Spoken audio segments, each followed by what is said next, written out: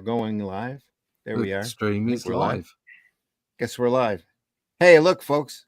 Here's a taste of Atlantean 3 we were discussing before we went on the air. Yeah. So but they're on their way. Pencils will be finished before we go to... in fact, I would imagine there'll be pencils, lettering, and a good portion of inking will be done by the time we go to campaign in July. But by the time the campaign's over, the inks will be done and we'll be ready to go to print. So, all good. There you go. And the cover's already done. It's beautiful. Yeah, beautiful Absolutely covers. fantastic. Yeah, by Renato. It's done a great job. Going over to my Facebook now to get that disappointment of not being able to remove my yep. Still, man, I will figure out that button one of these days. Anyway, sorry, folks, if you were watching us on Facebook, on my Facebook, we're not. I'm not able to switch that from private to public until after the show. So, thanks to their wonderful software, for who knows why, it just won't. Who knows why? Just won't change. So, and it's not our fault, honestly, or I would have done it. All right, hey, everybody, come in. We see you out there. The chat's live, so don't be afraid to contribute. Talk it up. We're going to look at some John Buscema Avengers art, most of it in black and white, some of it in gray tone, because they shot it off of the actual comics for the Essentials book. But it's great stuff anyway, no matter how they shot it. And we're going to be taking a look at it right as soon as we run the opening. Marvy's already in the house. Appreciate you, Marvy. Thanks for being here. You said stalling for time and scrolling. Loading up too many video shorts. Scrolling. Pretty much. There we are. Here we are.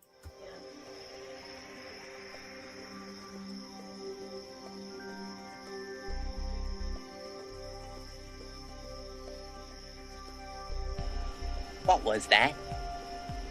This is not a charade.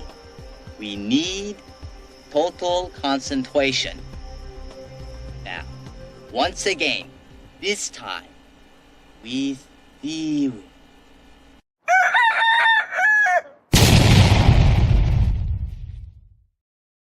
Total concentration. Here we are, folks. Comics by Night. I'm your host, Randy Zimmerman. Arrow Comics is my company, and right now we are working on the Atlantean, the adventures of Cull and Brule, traveling the lands, ridding their kingdom of shape-shifting lizard people. There are 2 volumes out, as well as the Shadow Kingdom, which is a direct adaptation of the classic Robert E. Howard story. We're very, very proud of. I adapted it. Russ is drawing it. It's looking really, really good. Number 3 is well deep into production, as you saw at the start of this program. And can't express enough how proud I am to be associated with this project, and hope you get a chance to read it.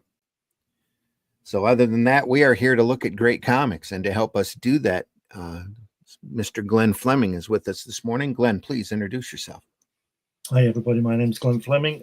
I've been known to write a few things. I've got over 1 million words in print, especially this one, which details my visit to the late, great Jack Kirby to his home in California. Check that out on Amazon and New Haven Publishing. I also draw, and that's my character Hatch. And this is his annotated book. This details... He's been around about 40 years, so this character, it just details how he came to be, and there's lots of published and unpublished artwork in there somewhere. There's the black and white version.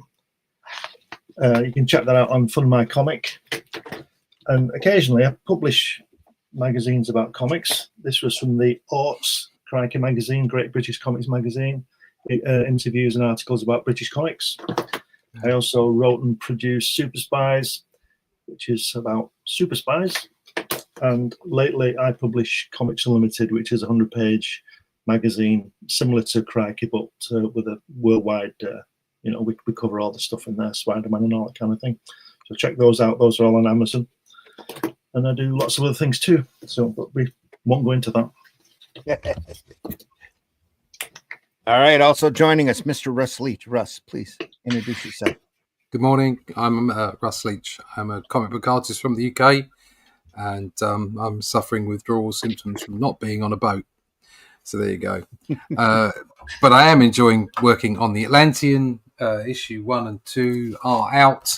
They are out at Barnes & Noble, Amazon, or over at Critical Blast right now. You can go pick them up. Issue 3 is in production. Mid-July, we're going to be going for the campaign. There's going to be a catch-up book for those people who don't have issue 1 and 2, so you might want to get your hands on that. And all things are going really well. While I was away, I had two bad things and one good thing. I was going for because we're talking about Buscema today. I was bidding online at an actual auction to the auction house around the corner from us for a specialist auction, and I missed out on a bunch of Captain America comics from the 60s because of my connection. It gutted me. What do you mean because of your connection? Sorry, the connection went down on my phone. Literally just as I was bidding, it went down. And then there was a whole bunch of Conan comics, Savage Sword of Conan. They were about 150, and they went for £15. That's about $20. And I would have bid up to 50 quid for that easily. So I was gutted. However, the good thing happened. My signal held up, and I got the first 10 issues of Savage Sword of Conan. There you go. Damn me, that's a really good condition issue 1 right there. Yeah. Okay, so it's got one of my all-time favourite stories. I love Alcala, but Marco Pablos did this issue, and I just Pablo Marcos. Sorry. Yeah. I did this issue. Oh, there you go. It's just fabulous stuff. I got the first 10 issues for £40. There you go. I went and looked on eBay, and this issue alone is somewhere between £50 and £150. So there you go. I was very, very pleased. Not that I'm a collector for collector's sake. It's I just love the comics. But first 10, absolutely beside myself. I was. Just show us some more of that number 1. That's how. There you go. I've got it in the omnibuses. Digital. Yeah. But having the original, look at that. It's just absolutely gorgeous. Love this. Has Roy Thomas written that? I'm pretty sure he did. Yeah. Look at that. Classic and the beautiful women in there. Yeah. Even the ugly bird is gorgeous. Just every page. Oh, there it goes. Red Sonja. Every page is a delight. Absolute delight. Classic pose right there. Red Sonja. Fantastic stuff. So there you go. I had a good holiday, and I had a rather good bidding session, even though I missed out on the others. So there you go. When you said your connection went down, I thought you meant because of your connection to comics, something. No. Just no. It was literally the connection on my phone, and I'm clicking away to try and bid, and it just didn't happen. And it came back and said, "This has been sold for £15 for 150 Savage Sword of Conan comics." I'm like, no. But I got the first 10, and I'm really happy about that. So somebody made out like a bandit, though. Yes, Assad has just come on and said, yes, that's a quality. This is a very good quality version. There's nothing wrong with it at all. What's that software you can get? Is it called Sniper or something where you can go in? Have you heard about that? No. This is from years ago. There was a software that you could purchase for whatever. And when you went on eBay, you activated your Sniper app. And it went in right the last microsecond and beat the final bid just as the hammer was coming down. Oh, right, okay. Oh, yeah. Nice. Crazy. Nice. Oh, look at this. Look at that. Oh, Essentials Volume 3.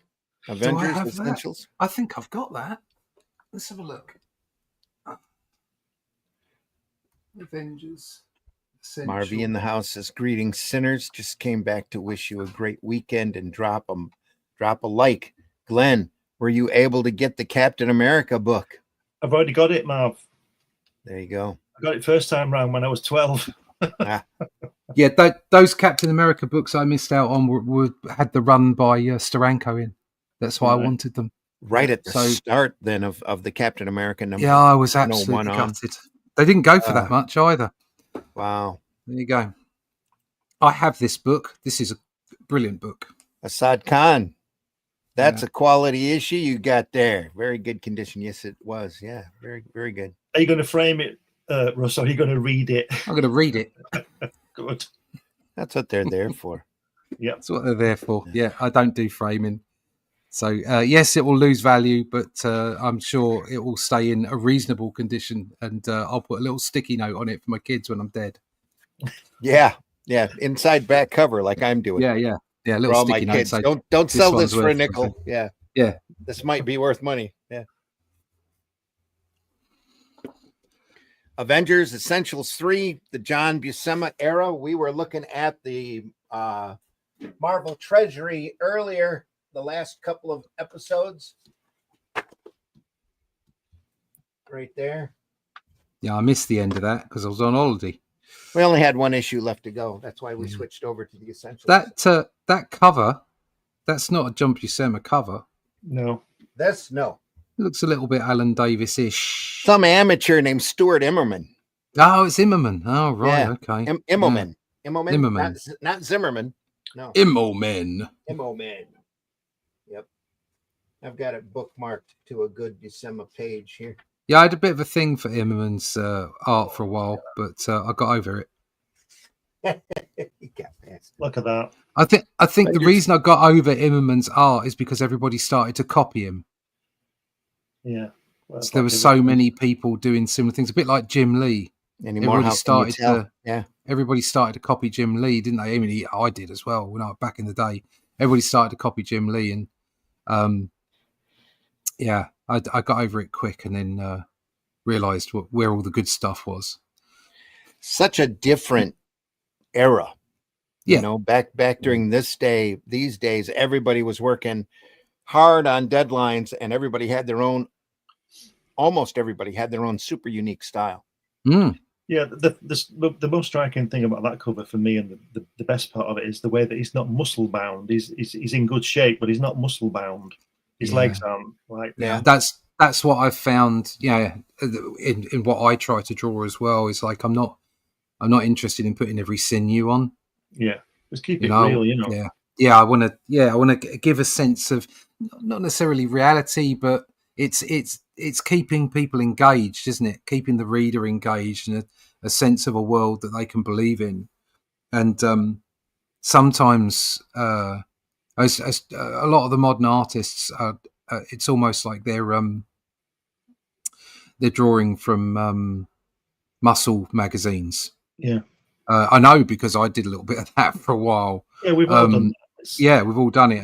But it's like I think what happens is you can get lost in that kind of detail instead of just thinking about rendering the story. And that's why Buscema's work is so beautiful, because he captures that heroic, obviously well built individuals that are obviously super. But at the same time, he doesn't go over the top. He makes it. I mean, and look at that wonderful panel there where that guy's doing the thinker pose. Yeah. Is that Jarvis? Yes. I mean, why Jarvis has got such an incredibly strong forearm, I'm not quite sure, but that's because he works out. He works out.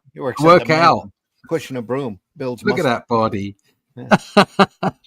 But yeah, it's PBR waving. It's just you're right. They all had their own styles and their own approaches, and it made as well. You also had people that would do long runs on books. Yeah. So that you could associate that artist with the book and really sort of get into it.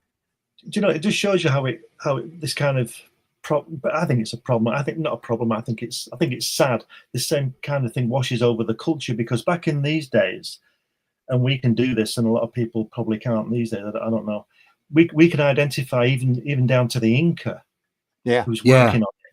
Yeah, and it's the same with football or soccer. Mm-hmm. We used to have Maradona and Pele and people like that, Bobby Charlton. But people now stood out. Yeah, but now they're all the same. Yeah, they play the same. They do the same thing. There's no flair. There's no difference in there. Individuality. The odd one will come through, as always will. As the same with the artist. But now I don't look at this new stuff. I just look at this because this is beautiful. You know, the new stuff's just so boring, basically. Sterile and too realistic. Yep. Yeah. Again, and then like I've just had a piece come up here, which is a beautiful piece. I'm not going to show it, but it kind of looks very sort of. Oh, who is the guy? Finch. That's it. It looks like David somebody's Finch, been studying David Finch Mhm. and wants to be David Finch, and I understand that because some of us wanted to be John Buscema or Jim Lee or whatever, but you've got to go beyond that, and find yourself. Yeah, and I've just had another piece come up from Hulk, which is Nick Klein, and I absolutely love it. It's got shades of Wrightson in it, but it's definitely a unique style. It's obviously him. Nick Klein's great. You have to realize. I mean, we all do the copying of our favorite artists, or even our favorite footballers. When you're playing, but you soon have to realize that you're not that person, and it doesn't matter what kind of a pencil he uses. It's all to do with your arm and not his. Yeah, it takes a while to do that. Yeah. It takes a while to be adult enough, if you like, to not be so naive and start believing in yourself. That's difficult. Always difficult for an artist to believe in themselves. Mhm. But also, like you say, to let yourself come through. The best work you're ever going to do is because you're not trying to copy someone else and you're not trying to chase someone else. Yeah. Because you're then free to do the best you can do. Yep. So. Yeah. Well, I'm always saying to her, is this lettering okay that I'm doing? And she said it's brilliant. And I keep saying it's not Artie Simek. And she says, well, it won't be, will it? It'll be you. So it won't be. It's you. I've done it with the artwork bit, but I'm trying to get it through with the lettering now. I've found that easy. I just don't do lettering. But having said that, even though I'm nearly out that little tunnel of accepting my own lettering, it's still not as good as this. This is Sam Rosner. Artie Simek and Sam Rosner are sort of twins, aren't they? They're difficult to tell apart. But anyway, back to John Buscema. Not got mentioned yet. Also, stuff that you study as well, because obviously these guys were doing it at such a rate. Yeah. I mean, I know that my OCD would not have allowed me to put that bridge at a different angle to the walls of the castle. I know it wouldn't have. But John Buscema just went, fuck this shit. Yeah, but you'd I'm do just right. Doing this and I'm on to the next page, mate. What castle? Yeah, that was an hour ago. That was an hour ago. I'm doing something else now. Oh, we've got some great inking by George Klein as well. You should check out his work on Thor. I think it was the Galactus when Thor went looking for Galactus. Is it 159 or something? The inking on that is superb. That's George Klein. He didn't do a lot of the Marvel age of this time, but he should have done.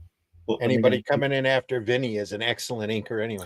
I was going to say, but then again, he died, so he couldn't do a lot, could he? Because he died when he was about 49 or something. If you're following Vinny, it's not a high bench. No, but Vinny does some fantastic stuff on Tales of Asgard. Have you noticed that? If you look at Tales of Asgard, it's brilliant most of the time. But I just wonder if it's easy for him to get his head around a 5-pager rather than a 20-pager. So he gives it three other people. You know what I mean? He might have had an extra day to work on it too. So yeah. But anyway, just put this away, Randy. It's just too good to talk about. It's just really on page bloody 3. good, isn't it? Look at that. Look at that, throwing him onto the top of the. How good is that? At that last panel, he's throwing on top of the battlements. Doing the old alley oop. Yeah, fantastic. He could have just run up there actually, but he just thought with. He's been a bit lazy that day. It'd be more fun to be tossed. Yeah. All right, leave it. I wasn't going to say anything. Again, a great sort of silhouette going on there. Oh, we spoke too soon. Vinny came back at panel 3. Yeah. But look at the solid blacks in Panther's costume. It's great. Yeah. Fantastic. it's really different. You look at things for inspiration. So, for instance, that Conan comic I had with Pablo Marcos doing the ink in there, and that is really the way that he approaches that. I just love that particular story. I love the whole thing about the artwork in there. And then you look at this, or you look at maybe Buscema being inked by Sinnott, and it's so difficult. You love it all, but they're so different, and you that's why it's so important to find yourself, because otherwise you're thinking, oh, maybe I should try and ink like that, or maybe I should try and draw like that, and it's like no, just do your thing.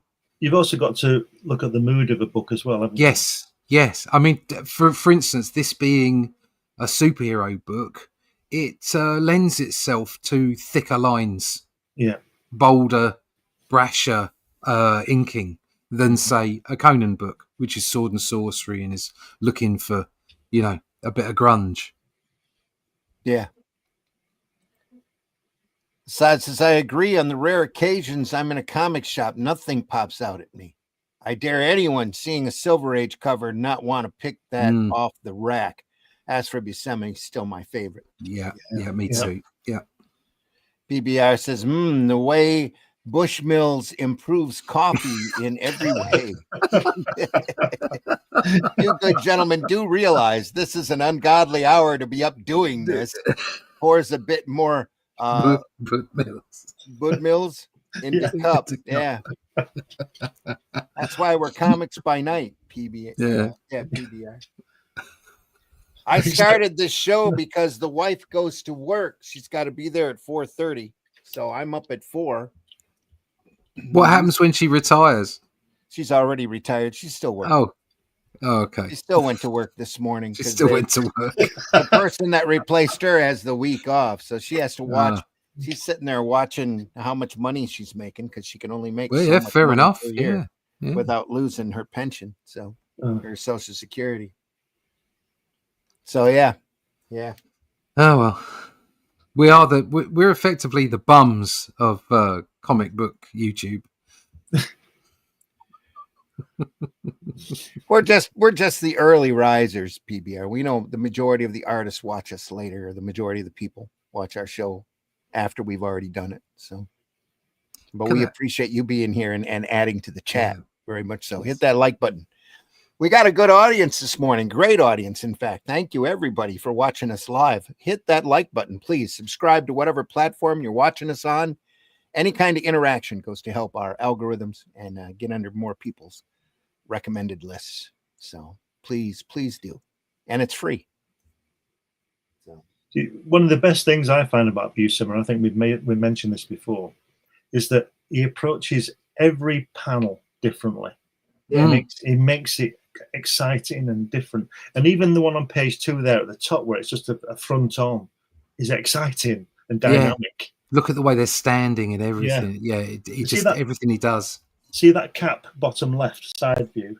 That looks like a John Romita. That's a bit, doesn't it? That ear and that.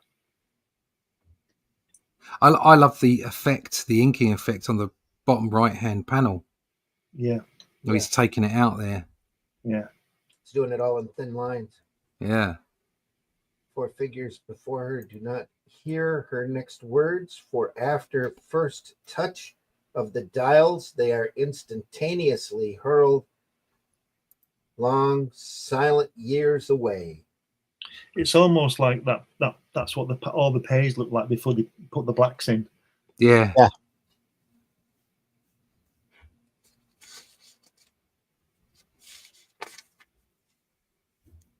Zemo. Oh no. There's some more being pulled. Zemo. Time. Wow. The man whose mask is permanently glued to his face. Is that right? Yeah. Is he another Nazi, Zemo? Yeah. Yeah, Zemo's a Nazi, isn't he? Way back when they were playing with adhesives and he had discovered a super adhesive, and Captain America comes in and it ends up spilling the adhesive over his face as a curtain come down on him. So now he's got a mask permanently glued to his head. That's not the real story. The real story is he was trying to impress his mother. She said, "You'll never do it." He said, "Watch this." So he stuck it on his head. If That's why he's you got the little crown on there. Yeah, be careful, your face will stay like that. Yeah, exactly. and she said, "Now you dolt, you won't be able to lose yourself in the crowd that you wanted to do at the end of the war." You dolt. What a great word that was. Yeah, you dolt. Don't hear that used much very often, do you? You're doing our house.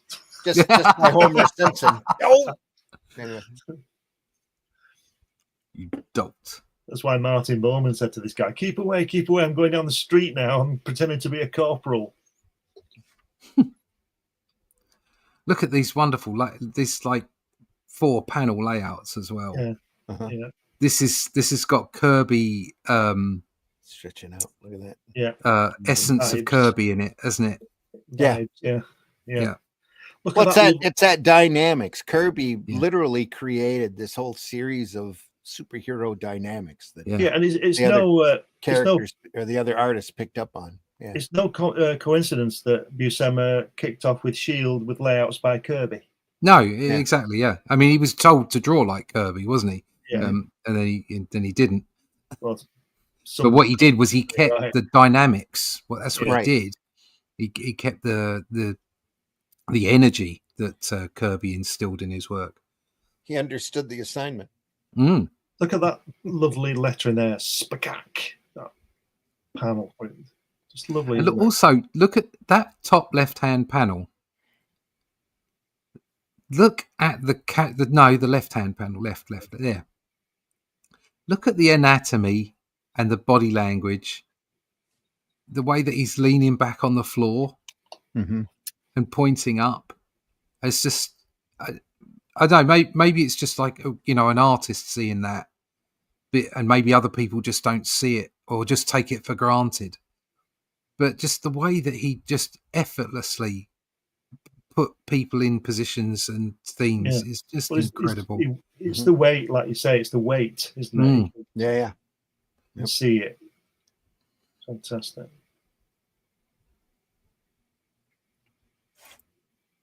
Is this Roy Thomas again? Yeah. Right. Roy's doing all the writing at this point. Yeah. Avengers, at least.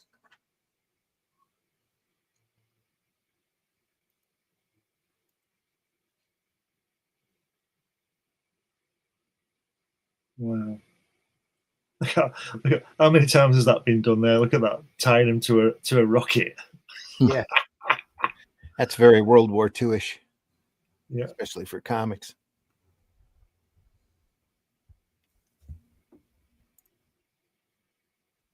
Fantastic. And then on comes the gorgeous girl. Is that the Wasp? Yeah, it's the Wasp. I think she's controlling the time device, but she's falling asleep. What's wrong with me? Can't fight off this sudden feeling of drowsiness. Yet I must. The next moment, almost without prior warning, the lovely Wasp is overcome by the dregs of sleep as her hand drops on a certain fateful button. Not the button. Do not press this button. David's in the house. Good morning, David. Thanks for joining us. Appreciate you very much being here. Wow, look at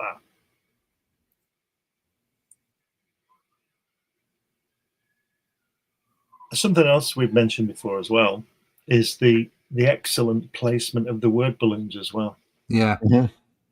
It's all got, people think these things are just thrown together, but they take a lot of the experience and working out to do, and that's just doesn't spoil the composition at all, that top panel, does it, with all that word in it, because it's placed properly.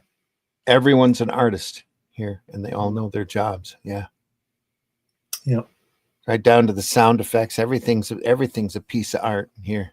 Yeah. It's fantastic work.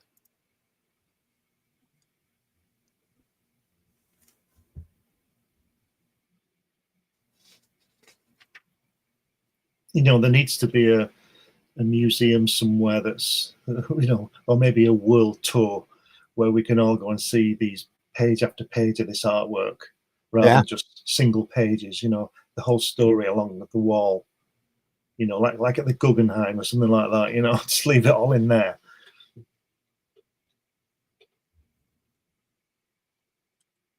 PBR says, remind me to ask you a question before the end of the show, please. All right, PBR.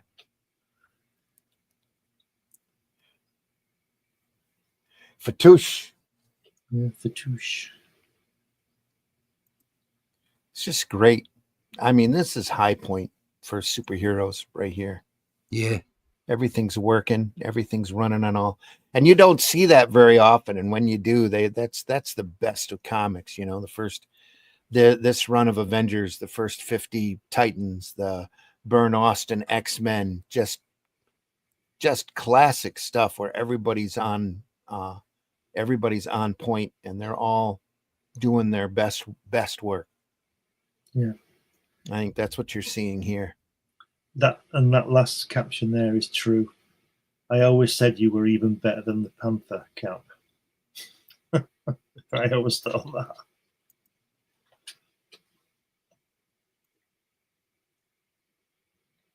Okay, so that isn't quite time enough. Bow stringer. You can always give a certain red, white, and blue buddy of yours a crack at him. Yeah.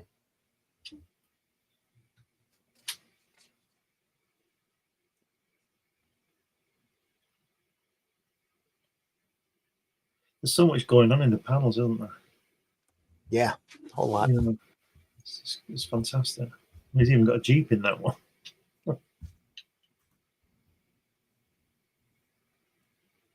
And if there isn't a background on a panel, it's because it's already crowded. We don't need one. You don't need backgrounds Yeah. all the time. You just need them to place someone in the position they need to be.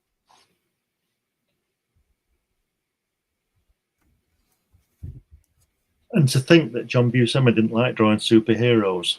I know. And he does it better than just about anybody else. Just about anybody else, yeah. But then look at him drawing something that he wants to draw, like Conan. Yeah. Mm-hmm. It's just. I mean, I did manage to go down to the auction room and flick through those other books that I missed out on. They were all from like issue 100 onwards towards the end of the run, so they're well over 100 books. Wow. But there was a lot of it that wasn't John Buscema. Most of it wasn't. Mm-hmm. Right.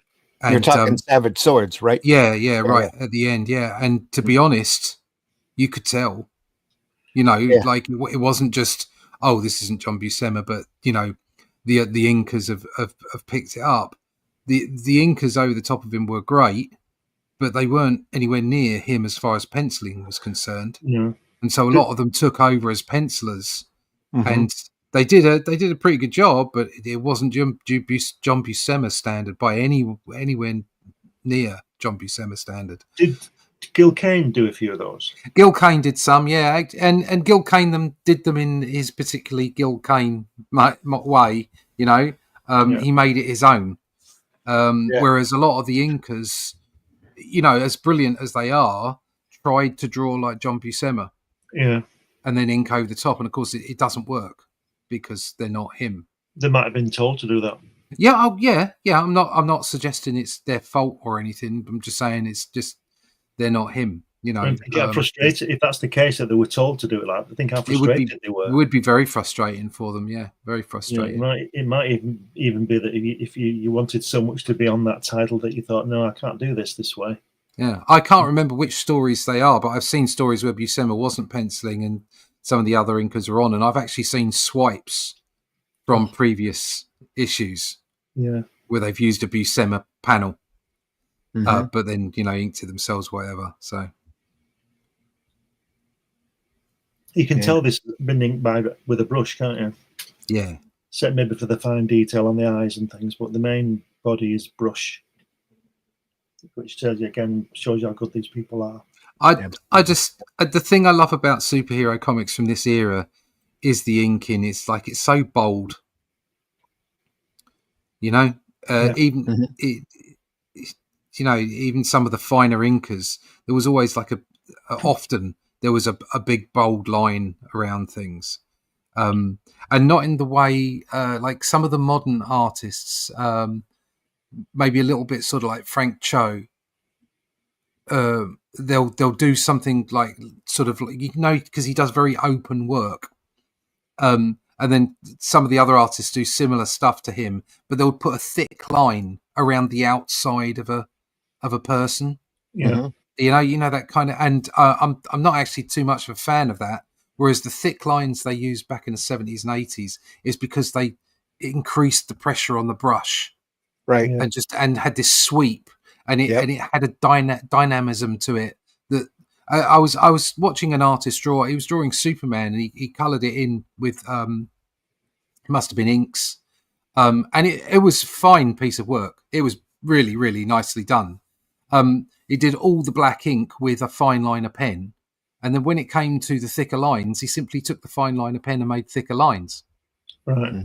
And for me, it takes away the energy.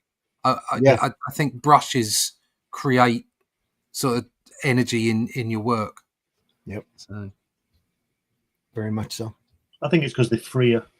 Yes. It's like I think with the computer artwork, it loses a lot of energy as well. Yeah, I mean, some of I think Mike Deodato. He does a lot of digital work now. Yeah. And some of his work is absolutely spectacular. But after doing a lot of digital work myself, I'm kind of with you on that. I think a lot of digital work, kind of digital inking, that is, kind of loses a bit of energy for me. Yeah. Well, it's easy to lose that soul. Yeah. Very easy. Yeah. and Especially if you get so engrossed in the production of something, you can lose the soul of the work or lose some of it. You see, this is one of the reasons why I'm glad I can letter. Because I've done computer lettering, and it's really easy and convenient, but it's just got no soul, and every letter's perfect. If you go into any of those bubbles there, I'll guarantee, even if you've got two E's next to each other, they won't be the same. Right. Oh no, of course, no. And that's because they're all hand drawn, and that's what I do. Yeah. And I just think it's lettered. Yeah. It gives it does give it life, no doubt about that. Yeah. Yeah. I mean, that was one of the great things we covered on Watchmen. When was it? It must be a couple of years ago now. We did Watchmen. Yeah. Was the fact that not only did Dave Gibbons pencil and ink the series, he lettered it as well. Yeah. So it not only gives him another paycheck, and it makes all the art simply his, doesn't it? Everything on these is his artwork, but his lettering style is so good. I mean, that's why he got the job. If he couldn't have done it, they wouldn't have let him do it. But what a great skill to have. Yeah. You see paychecks, eh? Yeah. That's why, unfortunately, I'm doing lettering digitally because of the lack of paychecks. Another reason would save postage with Dave Gibbons. He wouldn't have to send the artwork over the Atlantic and get it back to ink. Look at that page. Look at it. Next, we're looking at Avengers 59. It's the introduction of Yellow Jacket. This Yellow Jacket is hyper-extended leg. Yeah. Which is really weirdly shaped. Is this from the late 60s? Yeah. It's got to be, isn't it? And it's just it doesn't matter that his shape that's weirdly shaped or that his body is slightly cocked. That's the whole point. Is Buscema used to stretch people and do all kinds of things with the anatomy and make it so it looks cool. Yeah. It doesn't matter. Doesn't matter. It looks so cool. Yeah. What he was doing, because this was his first part of his first work, he knew Kirby was leaving, so he was getting ready by showing Stanley he could draw Mr. Fantastic with that guy that was yellow. But look at the way his legs are stretched apart on the cover there. That's just beautiful. It's like, that's hard to do. He's nearly doing a splits there. And all that is just I've got my foot on the top of this guy. Yeah. A lovely face as well from the average Joe with on the top three there. Or I don't know whether he's a average Joe looking. He's obviously a criminal, but you know what I mean? Yeah. And the hat and everything. I still think that something that made these comics, there was something extra about them, is the fact that they were all done in the 60s and the 70s, and the way that Americana was, the way that the fashions were, and it just made everybody really interesting. Plus, and I think fashions now, putting everybody in hoodies and what have you, just it's average people in comics don't look anywhere near as interesting as they used to look. Yeah, that's very true.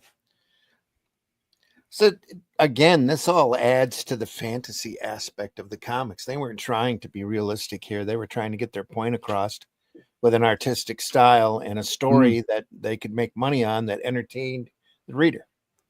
Yeah, that was it. They just did their thing.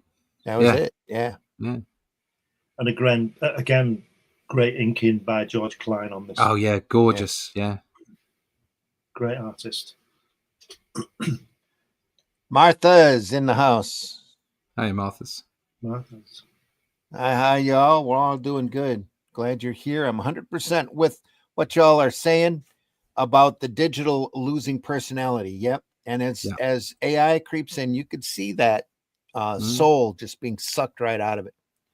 I mean, it's important not to be too hard on the whole digital aspect, because I've done a lot of digital work myself, and I would say it still had my personality in it. But I would say that the inks, although being very tight, the ink work that I did lost energy. And as much as I thought the work was good, now I look at my work and I see it much rougher. It's much more untidy, and yet it's got that much more life in it. Yeah. But that's just a personal opinion.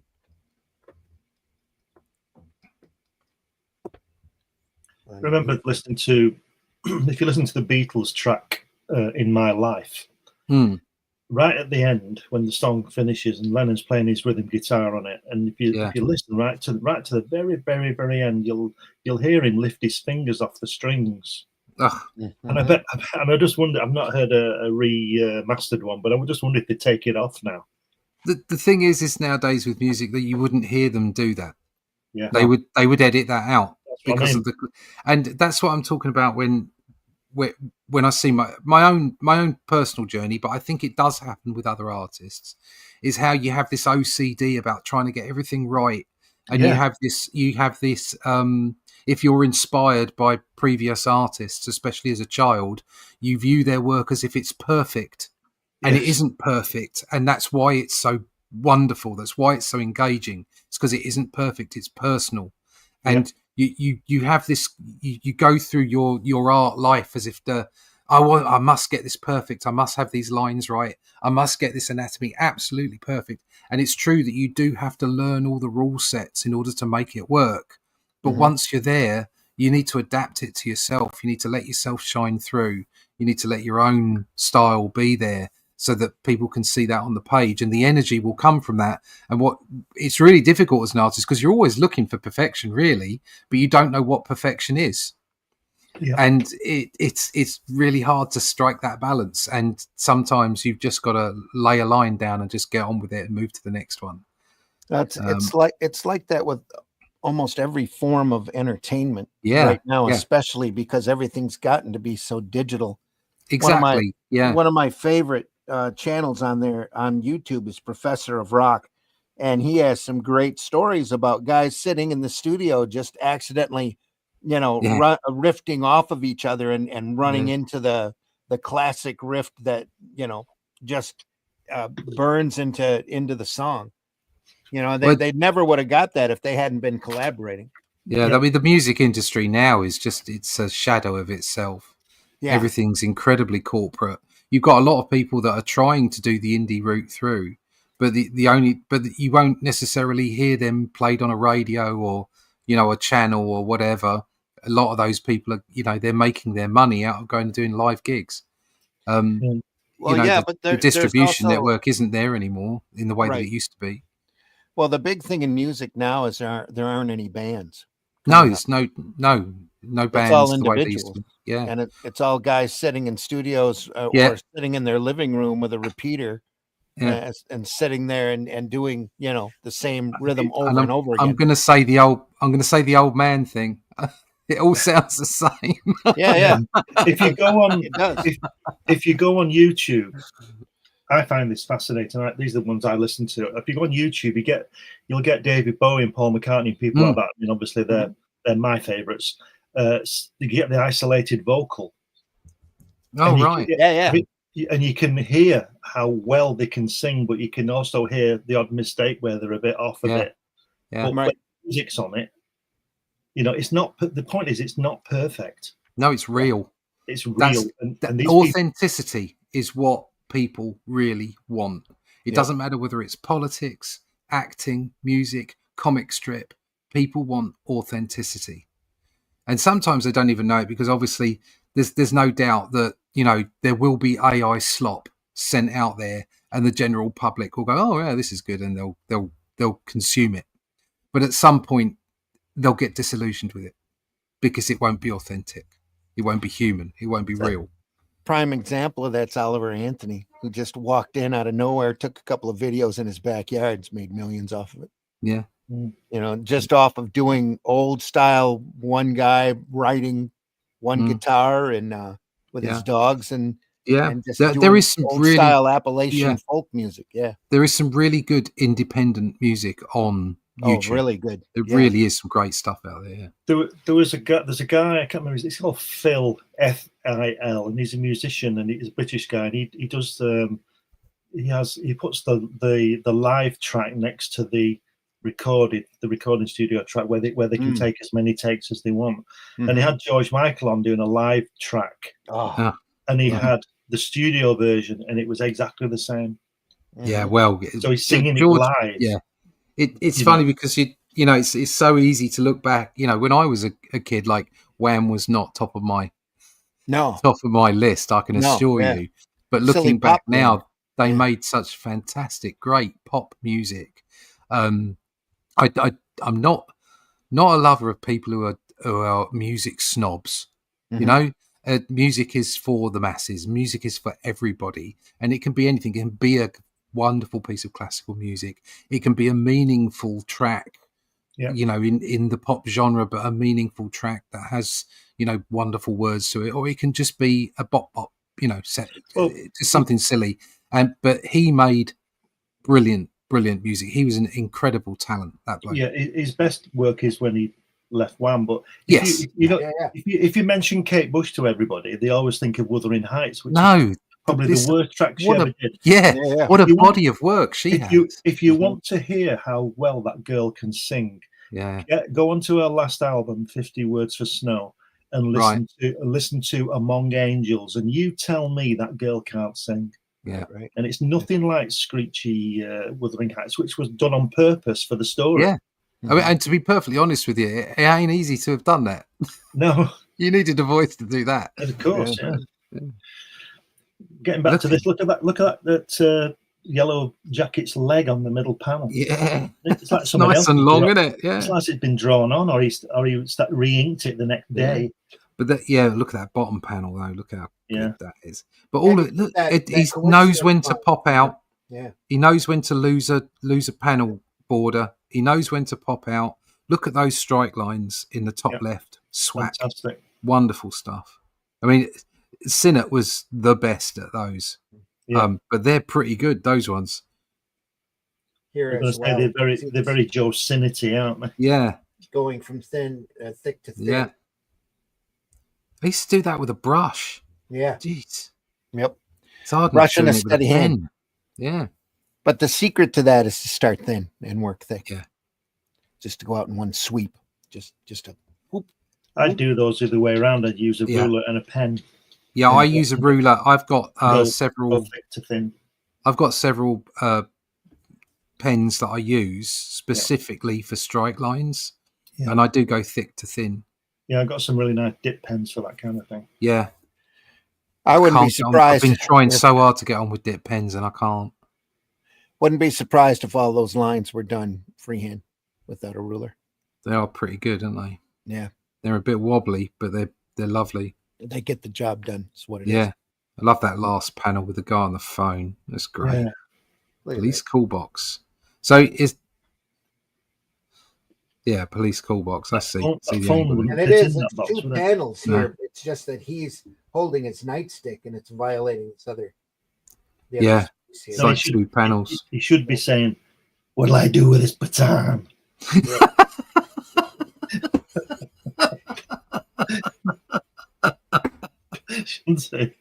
We keep bringing you the same jokes every week, guys, and you love it. Look at the panels above. Is that Spock driving away?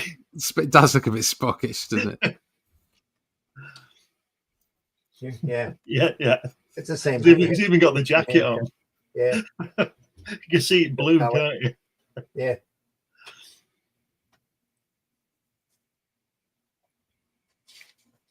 But again, the dynamics here of the composition, the angles used. He shows you how, with that building and things, how important perspective is and how it's important to learn perspective and understand what it is and how you achieve it. Mm-hmm. You know, but having said that, the bridge wasn't right with the castle, was it? So don't listen to a word I say, folks. Didn't have to, as long as it looked cool. That's the whole thing.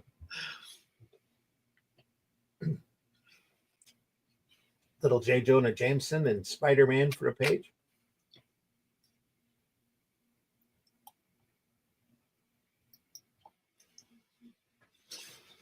He's just testing there for a later gig on Spider-Man. Yeah. Did he draw Spider-Man, John Buscema? Not very much. He didn't actually do the book, did he? Not that I remember. No. So it kind of went from Romita to Kane to I want to say Andrew. Andrew ran it for years, but it was before that. It jumped around a bit with after Kane and Romita come back for a little spot. I think Gwen Stacy's death was Romita. It was about 120. And then Andrew come on and was on it for years. I don't think he did a regular gig on Spider-Man.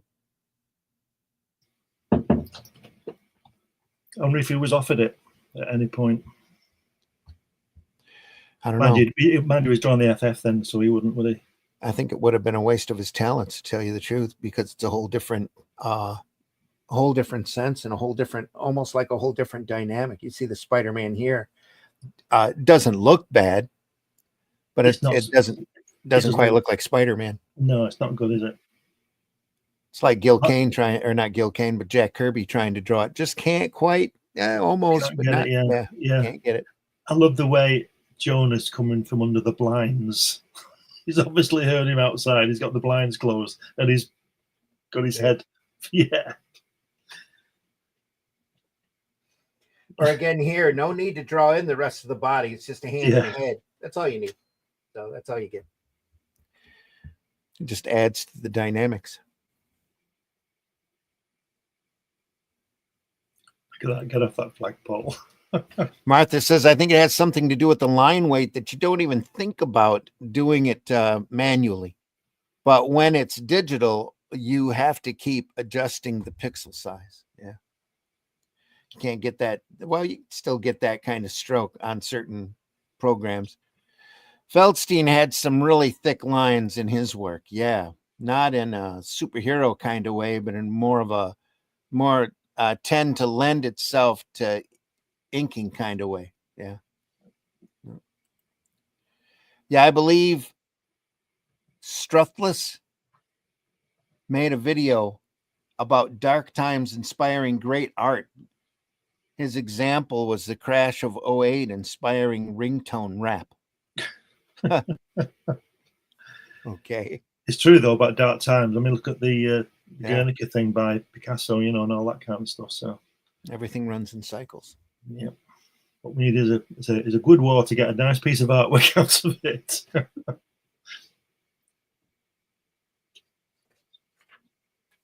Floating heads. Look at that. Fantastic floating heads, folks.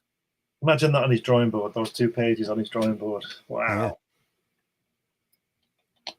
Absolutely fantastic. T'Challa.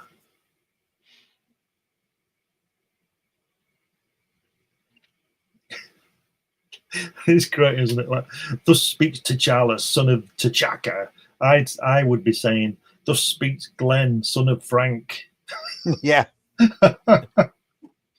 Doesn't work, does it? Doesn't quite have the same ring.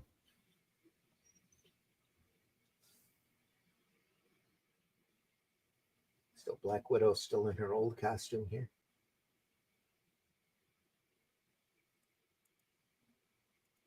Got to love a floating head. Always.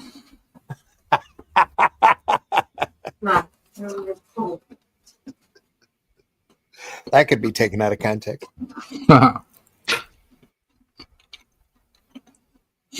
Sorry, flip back. The floating heads. Uh-huh. Not one of them is face on. Yeah. No, they're all that. Makes them interesting and moody. Mm-hmm. It's very not racist. That's the wrong word, but you'll know what I mean. When the woman says, "Goodness, it's that vision creature. He looks too awful to walk on the streets with us decent folk." We can understand what she's referring to. You know, in being not the same as her. You know what I mean? Not racist. Right, back then. She's been sort of racist, or maybe androidist, prejudice. Yeah, that's the word. Prejudice. She's been androidist. Yeah. Like that guy there below, he says, crummy androids trying to take over from real people. You ought to string them up by their own jump cables. You know what I mean? It's very... it's very humanizing, actually. Yeah, civil rights thing. Right. However, that's exactly what we think about AI right now. Yeah. I think the language in these things is brilliant. Is what makes it. Look at Nick Fury there. He says, "Dum dum, the Black Widow's getting an overdose of that new nerve gas." Oh, okay. Ooh, shit for brains, me. You know.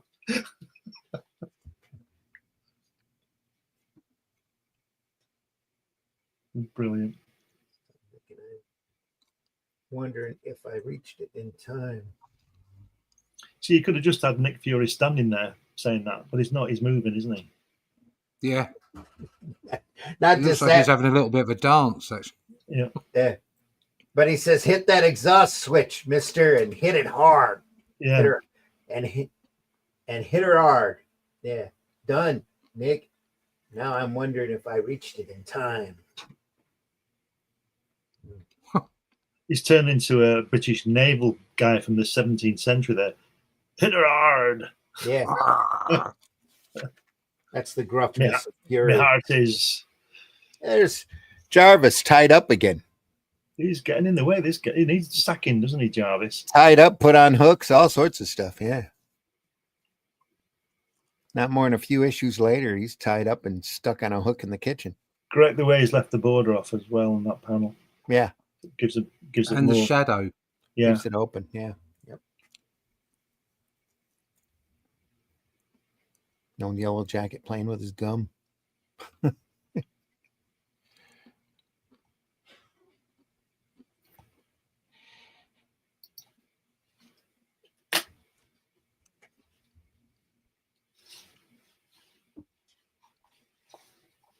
Jan, she's fainted under the strain of Hank's recent work, plus our visitor's cryptic words. And speaking of those words, let him clarify them before we force the truth from his lips. That's Vision talking. Still, I'll tell you what you want to know. Why you should beg me to join your little combo. Yak away, Charlie. It's been a while since I've heard a good fairy tale. They're all wisecrackers, aren't they? They're all wise guys, all the smart asses, aren't they? For the stuff they say. That's Thomas's writing, though. Yeah, I think Lee was a bit like that as well. Yeah. That's where he learnt it from. Martha says, always moving, always legs spread, Marvel away. Yep, always dynamics. That's what kind of MCU ended up getting wrong. Because a lot of people would send a lot of criticism to the MCU films for being very wisecracky. Yeah. In my view, I didn't mind that. They were always going to be light. I didn't want a dark Marvel. I wanted it to be light. I wanted it to be fun. Yep. And okay, you can have, themes like you can't be anything but dark if you're Thanos and you want to take out half of everybody who's living. I mean, that's a pretty dark thing. Yeah. Okay. But the way that you construct the interplay between the characters and whatever, you can always be light. And obviously the most recent films have completely missed it, and I think that's because they have really bad writers, to be honest. Yeah. It's not that you shouldn't have levity in there, and this idea that you look into a film like that and say, oh, right, well, they were trying to investigate these kind of emotional aspects, but they just ruined it with a joke. It's like, in my personal opinion, I don't want those things being investigated. I just want a good, fun action movie. But even if they did, it's like, so what? It's supposed to be a film. It's supposed to be quite light. And that's what they did in these. They got that across. But like I say, in the first set of Marvel films, I think they did that really well. Mm-hmm. But the last set are just awful, and it's not necessarily because of the levity. It's because of the fact that the writing was just rubbish. Yeah, I think they've had a. Go ahead, Glenn. I'm going to say, I think it's great the way that Thanos wants to destroy half of civilization, Doctor Doom wants to rule it, and Galactus just wants something to eat. Yeah, just wants to eat it. Yeah. Yep. But they're all. I mean, no, you just pick those three bad guys out. Yeah, and they're just iconic, aren't they? Yeah, truly iconic, and for different reasons. And I love the way I think we mentioned this last week when you went on, Russ. We may before that. The way that somebody like Doctor Doom, who wants to rule the world, he gets the Silver Surfer's power, and he could actually rule the galaxy if he wanted. But he still hasn't managed to have a punch up with Ben Grimm because he wants to chin him. So that's all he does. When he could just dissolve him, Yeah. So he's desperate to slap him about. Yeah. It's great. That's a real Steve Ditko top left-hand panel, isn't it? With the lines across the form.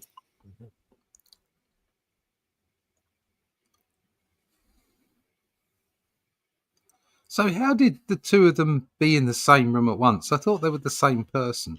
He is recounting how he took out I see. It's a memory. Right. Yeah. Okay. It's not even a real memory, but it's one that it's the story he's telling the other Avengers. Yeah. I see. Right, okay. So you can see where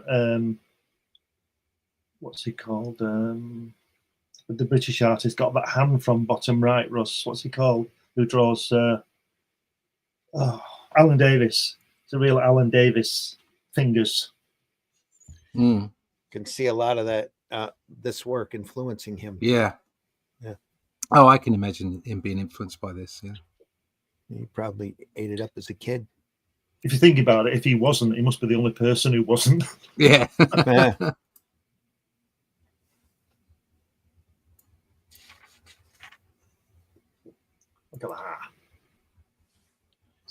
Crack. Got a copy of Davis's The Nail that we'll have to look at in the upcoming weeks. It's really good. Yeah. It's a DC Elseworlds book where he got to draw everybody. Right. So it's excellent stuff. Yeah. A little calf work right there. Yeah, so odd that. Well, yeah, it's good.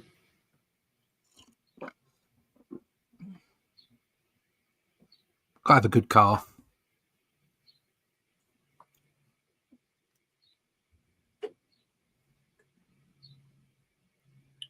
So a little line work here.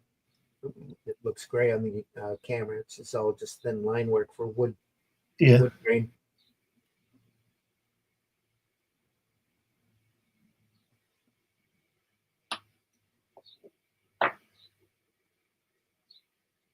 Shrunk him into nothing.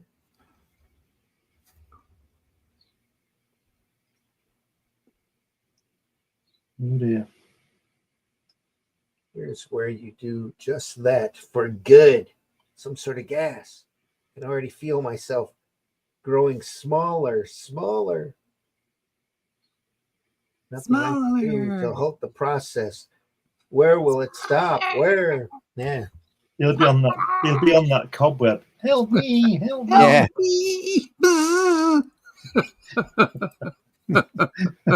I always remember that when Vincent Price hears that voice and has that fantastic look on his face as he looks around and sees him, drops the brick on his head.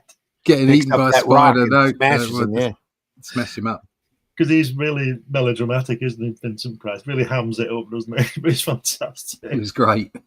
Sheer horror is why he destroyed it. Yeah. He was so freaked out by the thing and just stomp it. Burn it with fire.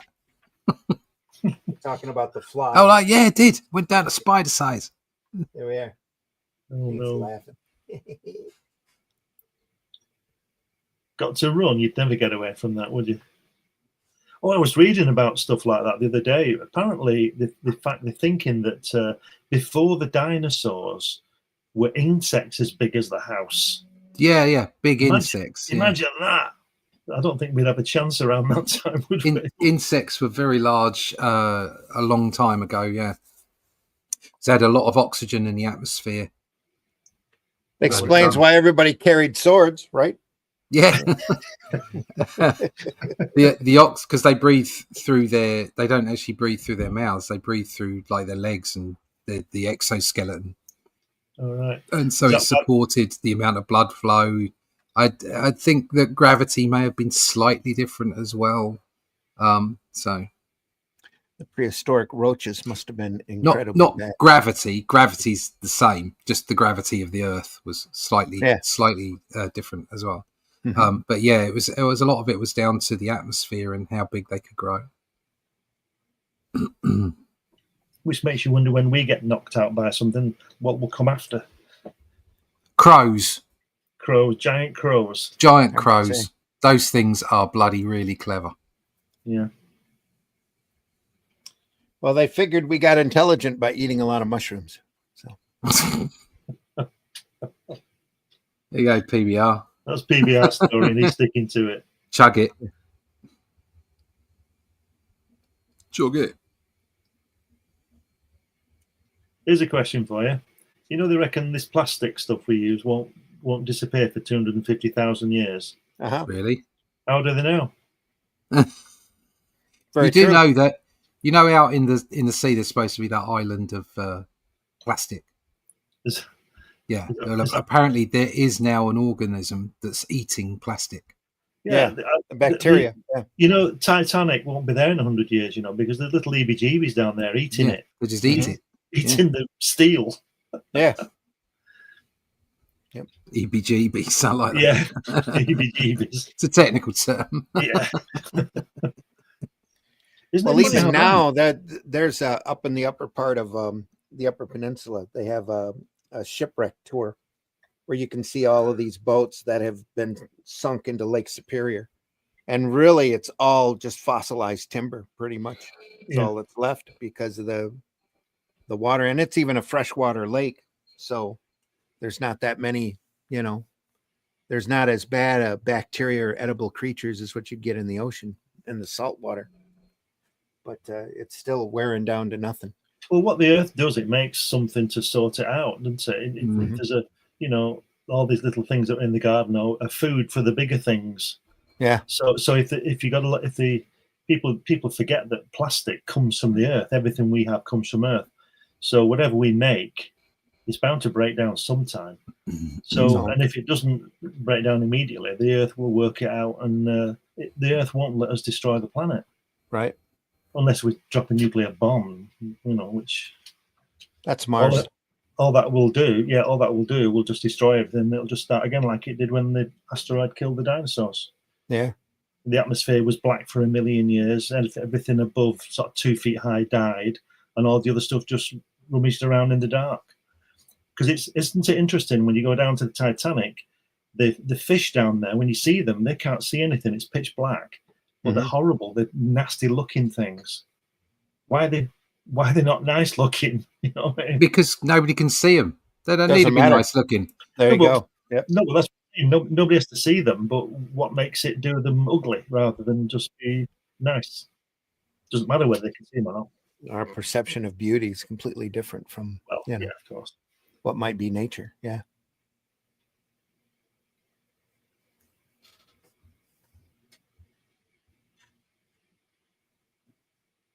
It's doing a neat Tarzan beating his chest. Why not? Look at that last panel there where he's grabbed hold of her arm. The angle of it and everything. At what? The angle of it. It's just fantastic. The last panel, the very last panel where he's grabbing her arm. No, the very last panel. Yeah. The angle is just outstanding the way. It's so dramatic. And even the one to the left of it is on an angle tipped. Right. Even though it's full on, you know. Tipped into it. And the shadow across her face as well. Yeah. Yeah. It's just superb. Oh, look at that. Wow. That's amazing. 100 no's and a yes means yes.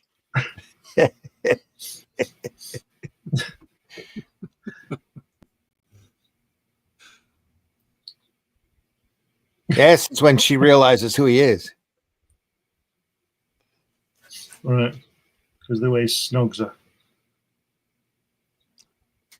Sorry, doll. Don't know what came over me. Just need you as hostage. Oh, don't need you as hostage anymore. You may as well let you go. Yes, of course, he says. But somehow, I don't want him to. I don't want him to. Swoon. Oh no! Look at that second page, right? How quiet it is. Then the cockpit of that spaceship thing. Then you see the spaceship. Then they're coming out of the dome. Bam! There's the Bam. And the bumper. Out comes. Yeah. Out he comes. Roar! T'Challa's gonna take care of him. No. I like this. Why in Blue Blazers? Blue Blazers was only ever in comics. Nobody ever said that. What in Blue Blazes? Oh, look at that. Pretty sure I'm it going was to marry him. One superhero at kiss, one and time. she's going to marry him. That's like. Yep, that's right. How I'm gonna easy marry is him. that, lads? What's that hot chocolate song? It started with a kiss. There you go. Yeah. Oh look, this covers by Alan Ross by Russ Leach. It's got a serpent on it. with floating heads. Yeah. Floating heads. Floating head. Are you going to do a floating head cover? No. No. We'll work our way no. to it eventually. I think you should. No. I I'm think not you should. doing a floating head I cover. think you should pay total homage to Mr. Buscema. I don't think floating head covers work well when you've got somebody doing painting over the top of it. I just don't think it works. Well, you Just have to do it. fade him into the background. Yeah, they're like the big bad guy looking over the hero and laughing. Oh, that's not a floating head, though, is it? Oh yeah, that's true. Yeah. It's not quite the same thing. Floating heads are. When's the last time you saw a floating head on a cover in comics? You know? When's the last time you saw a serpent? Oh, the last one. That's a device that is long gone. Sorely like lacking. Thought balloons. Yeah, sorely Yeah. lacking. It's like a thought balloon. You don't see those in modern comics either. Because nobody needs to think, I guess. Ooh, look at that. Oh, Let's look flip at that. Flip over to number 61. Some say the world will end in fire. Fire. Oh. Look at the way the Vision is standing. Look at that. Yeah. Yeah, just spectacular. And again, his shoulder that's not right, but it doesn't matter. No, Look at the way he's left the wings open on the horse on the right hand side. Yeah, they're going, yeah. Yeah, he's like gliding in. Yeah. It's fantastic. And the water. This is during that time when they didn't want to draw Stephen Strange's face, so they just put a hood over, put a mask on him, make him a superhero. Is that an ice giant or something they fight in there? It's like an ice giant, isn't it? Martha says, bring back thought bubbles first, and then we can bring back floating heads. Yeah. We have thought bubbles. First, they came for our floating heads. Then they came for our thought bubbles. We have thought bubbles in our comics. Comics are stagnant. Some saying ice. Oh. A little bit of Wallywood tribute here. Yeah.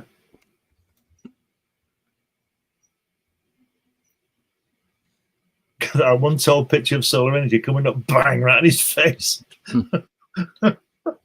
Now, who's inking this? Is this It's George Klein. Yeah. Yeah. Yeah. Yep. Look at those. Look at the hair on the top of that monster there on that first page. Here? No, the first page. All the hair on the top of his arm. Oh, yeah. The lighting. Yeah. It's just that looks gorgeous. like it is. Ulick out of Kirby's yeah, a little bit, yeah. It's just beautifully done, that. Yeah.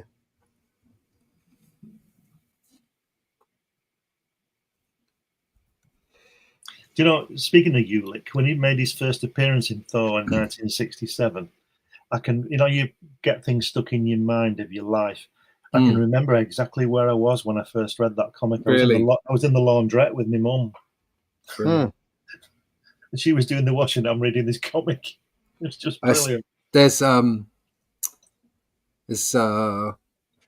whole Ulick thing with Thor was later on. I think it was. I don't know if it was. I think it was inked by Sinnott. I think it was Buscema and Sinnott. It just the vision, the visuals in it were just brilliant. It just stays with you. Do you know what I mean? It's just so good. It is Americana comic books. That's what I always thought that Ulick was Blastar's brother, and then Calibac in New Gods. It's the same guy, isn't it? Yeah. Ulick, I'll use a spoon. Yeah. That's what she said. Don't bump. Wait a minute. There we go.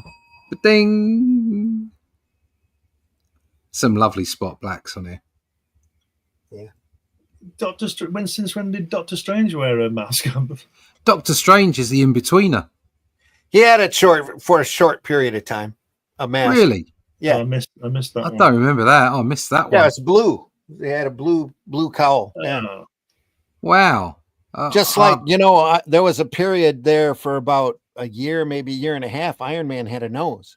Yeah. I know that. Yeah. But I've the same never thing here seen with Doctor Strange. They tried to superhero him up and put a mask on him. Never seen that. There's something I didn't know. That's a whole era of Doctor Strange like that. Gene Colan was the majority. Learned something new today. On the majority of that, yeah. Wow. Look at the way his astral projection is coming back into his body on the far right there, top right. Yeah. I love that. That's great. Hardly any detail in it. Other side. On the right. Here, yeah. Yeah, that's it. Yeah. Yep. It's dropping in. That panel. It's a great panel. 2 characters. Something weird going on with the size in there. On the bottom panel. Yeah, what's the bloody horse doing in the spaceship? Spaceship. Bloody arse. Dumping everywhere. And Valkyrie, will you please clean up after that bloody horse? Yeah. Kick up the horse. PBR's just said, any more of this whiskey in my coffee and I'll be a floating head. Yeah. This is while Black Knight still had Aragorn before he gave it to Valkyrie. She ended up taking it. Oh right, this is Black Knights, is it? Yeah, I haven't seen Black Knight so far. yeah. Wasn't in the last story, was he? I didn't see him anywhere. No, he comes in, I think, after. Well, No, I just see him. I mean, yeah, he's riding the and he's riding the horse there. yeah, Aragorn. Yeah, I think it was Aragorn. What's the name of the horse? Could be wrong. If I'm wrong, I'm sure the chat will let me know. But there he is. I tell you, like, Doctor Strange is freaking me out. There he is. I bet Steve Ditko saw that and despaired. Yeah, it's not right. So they didn't keep it for very long. It was like the cowl on Black Panther. Yeah, he's got a tight costume on as well. Yeah. It's like there's no fluffy shirt or anything. Just weird. Nope. Everybody started complaining, so they went back to the original concept art or the original look for him, real quick. Didn't last. I would say a year, maybe 2 years. Right. They were trying to get his comic to sell, and they were, throwing anything at the wall to try to get it to stick. Learned something new today. Putting his mask on him didn't quite make it. Another 4 panels here, 4-panel grid. Do you know, I've often wondered if, Stan Lee became editor at this point and Roy Thomas was doing most of the books, if not all, like Stan did. I often wonder, if you look on that left page with the head, where it's just his head talking, and we used to get a lot of the blocks like saying detailed in Doctor Strange 178 now and sales Stan. I just wonder if Roy Thomas wrote that and just put Stan on the end of it. Oh yeah, yeah. Do you know what I mean? Stan Lee never saw this. He never saw this. I don't know. I think Stan was kind of working as overseer at this point. It's just that his workload got to be too heavy because they were kicking out so many books that he had to bring another writer on. And Roy Thomas was this snotty-nosed kid that was a big Marvel fanatic and knew the characters almost better than Stan did. Stan says, "Hey, kid, why don't you just script this for me?" And kind of went from there.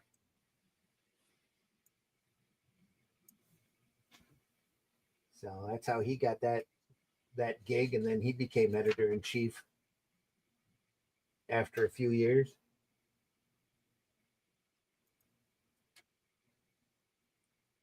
And then they passed the editor-in-chief job around like a hot potato. A lot of people handled it. Some of them only took it for a couple months because they couldn't handle the pressure. Yeah. Until Shooter come in for a few years. Yeah, he came in and sorted it out, didn't he? Yeah. Well, things were slipping, weren't they? That's why Shooter was good when he came in, really. I know he trod on a lot of toes, but he sorted it out, didn't he? He turned the company around pretty hard. Yeah. Yeah. Weren't they having problems with deadlines because people were just being a bit lax with it and everything? He really buckled down it. So bloody creatives. Yeah. Yeah. That he started keeping fill-in issues on file because he couldn't trust anybody to keep a deadline. And at this point, too, the printers were still fining very heavily if you didn't meet your deadline. Yeah. So you had to have something to go on that press, or you were fined almost the cost of an entire print run. They couldn't deal with that. So he ended up hiring a lot of guys that became real big, long-standing professionals. He hired them to come in and do fill-ins, like Bill Mantlo and a few of the artists that they hired in during that time. You always had to look inside the book before you bought it because you'd have a hot cover on it, and you'd open it up and realize it was a fill-in story, and you had to ask yourself, was there another book that I needed to buy that week over top of this one, because it's just a fill-in. So, and they couldn't do very many reprints. Yeah. They did that for a couple of a little bit, and then he ordered everybody to do have fill-in stories on file. That happened in the 60s when Steranko was doing Cap. Yeah, Kirby had to come in for an issue because he was behind. Right. And I think he only did 3 or 4 Steranko, but Kirby wrote one of them in the middle of it because he was behind. There you go. Have a quick look at this. PBR says, "Any more of this whiskey in my coffee, and I'll be a floating head." There you are. There you go. Look at that. Yes, look at that. That's what I was talking about. I mean, that's stuck in my head ever since I was a kid. That stuck in my head. Wow. It's just, and that's Buscema, but who inked it? Sinnott. Oh, okay. Yeah, No. yep, you can see it. Yep. Sinnott. And there's another one as well. At the time, who's the other inker? Everybody looks the same when he inks them. Palmer. Palmer. Tom That's it, Palmer, Tom Palmer. yeah. There was some Tom Palmer stuff as well. Just Oh, look at that stuff. There's Yeah, a whole yeah, bunch. go back, This go is back. Yeah. this is my Bucema library. There you are. Look at that. That's classic stuff there. That yeah. was for a I mean, calendar. Oh, Yeah. look at that. Fantastic stuff. I mean, The again, Overmind. Sinnott. Yeah. Look at Sinnott's work there. How Yeah. clear and concise. But Just I was, gorgeous. But they put Sinnott on it to make it look like Kirby, didn't they? Yeah. yeah. I mean, just brilliant stuff. It just left at that point. Where is it? I mean, look at that. Wow. Yeah. I think that was Oh, God. that was him inking Crazy. himself. Super. Buscema. That's a Buscema inking himself. Yeah. I never liked Or him. not? Or no? Was that Sienkiewicz? Sienkiewicz, yeah. Sienkiewicz. That's it. There you go. That's from the issue I've just bought, and that was Yeah. Pablo Marcos. Mhm. Again, Sinnott. Look at Yeah. that. Yeah. Look at that. Yeah, you can see that. But yeah, the Strong two line. of them, I think, as inkers on Buscema, as far as superhero stuff was concerned, they were the best. Yeah. They were the best. But you know, this is pretty good. What we're looking at here.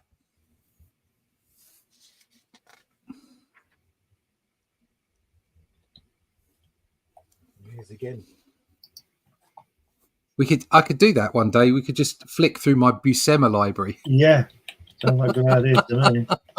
Yeah, I was looking at what Marv had bought in the that he was showing off in the chat. I was thinking about pulling a bunch of Gil Kane covers together and doing that, popping them up so that we can all, critique them and talk about them. Because there's some really good classic Gil Kane work. Oh, Gil Kane's great. Yeah. Especially on his cover material. It's just amazing. Very He did a whole bunch of stuff on Spider-Man. It was great. Yes. Yeah. But who's the Ross Andrew? Yeah. I think he's undervalued. His work on Spider-Man was superb. Yeah. Andrew, though, Andrew, I think the best Andrew out there was his Wonder Woman run, and I think he did that for like 10 years. Right, I don't know that. I didn't read it, so. And that's back. Well, hardly anybody did. That's back when Wonder Woman sales were really struggling, but it was very, very fantasy oriented. Brought in Wonder Girl and Wonder Tot, and they were doing all sorts of goofy, 50s style, almost Captain Marvel, Shazam Captain Marvel style stories. Back then, a lot of mythological stuff. Who's the guy on Batman that everybody always thinks of? Dick famous names. No, 70s. That's Adams. No, Adams didn't do that much, did he? At the end, Infantino, Gil Kane. No, did some Batman material during that time as well. You're thinking Aparo? Aparo, that's it. Sorry, I'm crap at names, but Aparo. I mean, I see Aparo, Ross Andrew, Gil Kane. That I just don't. I don't think they're as necessarily appreciated as they should be. No, and they're not. I love Aparo's work. Yeah, Aparo's work is fantastic, and they're so you always hear Adams and Buscema and Kirby and Sinnott. You hear these names, but those guys were just as good in their own way, but they weren't. I don't think they've necessarily got the same press. Well, they gave Aparo Brave and the Bold, and he did that for like 2 decades. Something Batman meeting some other character, and it's just amazing work. Just really crazy good stuff. And then he went over to Batman and the Outsiders after that and did some really nice material. But the thing with Aparo is he inked his own work. Yeah. Very rarely. I can't recall him not inking his own material. I mean, if anybody come in and inked his stuff, it was very rare for him to do it. And he's always done that ever since he started working in comics. He Mm. penciled and inked his own work. Some fantastic Phantoms out there with by Charlton that has his work in it. It's like that's where Byrne first got his start too, was in Charlton during that period, doing some crazy cartoony looking stuff. Just great material, fun to look at.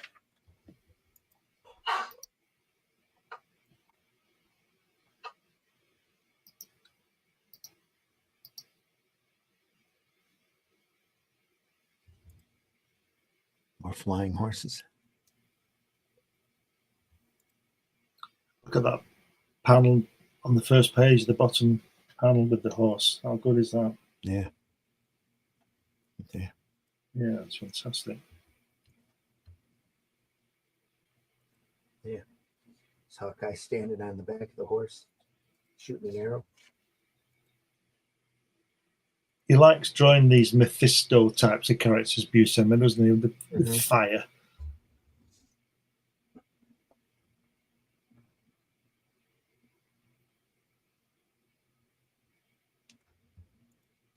I just thought the more modern Black Knight costume was pretty cool. I don't know that one. This one. Oh, right. I've not seen these before. It's a lot better than the tin can head of the medieval Black Knight. Oh, yeah. Tin can head. What it reminded me of. Dolt. Hard solids here. Dolt. As you now learn, to your sorrow.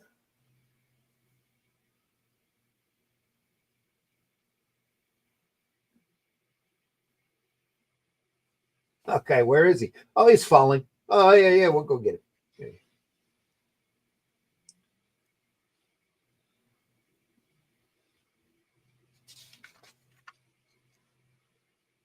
Wow. That Doctor Strange face there looks very Gene Colan. Yeah. Doesn't it? That'd be done on purpose because he was drawing this, wasn't it? Yeah, he was primary artist on that title. Love that top panel, though. Yeah. Fantastic.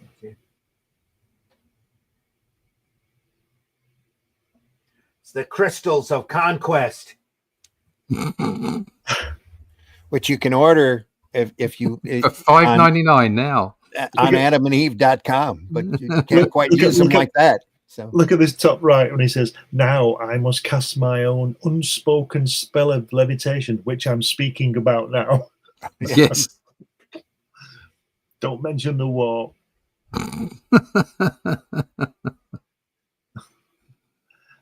The first rule of unspoken spells is don't talk about unspoken spells. Yeah.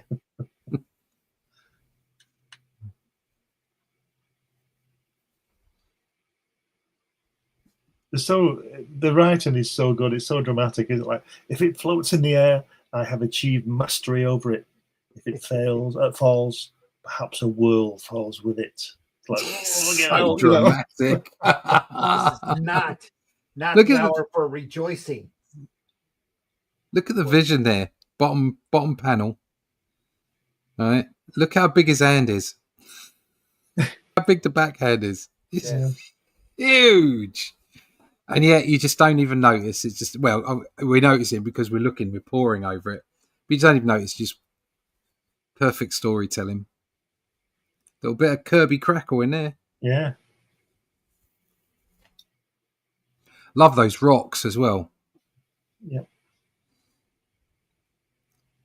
Potent enough to reverse that spell before the very earth is laid waste by twin menaces of searing heat and blinding cold. Look at that. Yeah. The picture above the head, the Gene Colan head, it's very Egyptian, isn't it? With those lines on the side. Like he's got one of those things that Tutankhamun wears, those hat things. The head, just the head. Yeah. Yeah.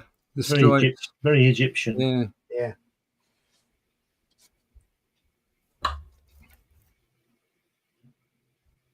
Ooh, look at that.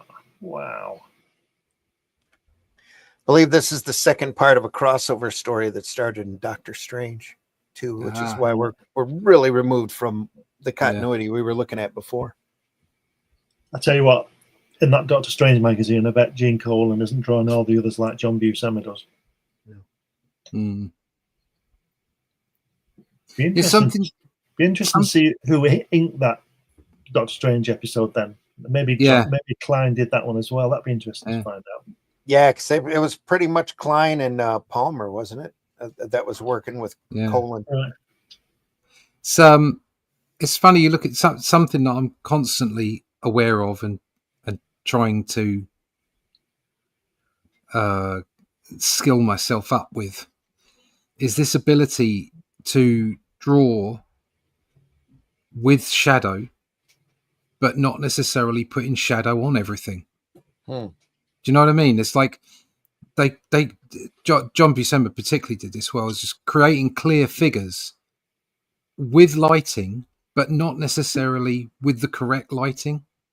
Yeah, okay. I know what you mean. Yeah. Yeah. Do you know what I mean? It's like there's always this lighting going on, and the only way that he could do it is by understanding light, because he's cheating all the time. Yeah, you mean like on that top right panel, you should be able to, if the light's coming in from the top right, you on the other side, the other page, there would be a shadow on his body from that arm. On his back, and he doesn't bother doing that. He just creates a clear image. And then puts black in the background and puts a shine around the image. And it's like, it's that constant, do I shade something up? Do I put the shadow on? Or do I just do the figure? You know, and try and build it within the background. And that's something I've become very acutely aware of in the last, especially when you're doing black and white. Yeah.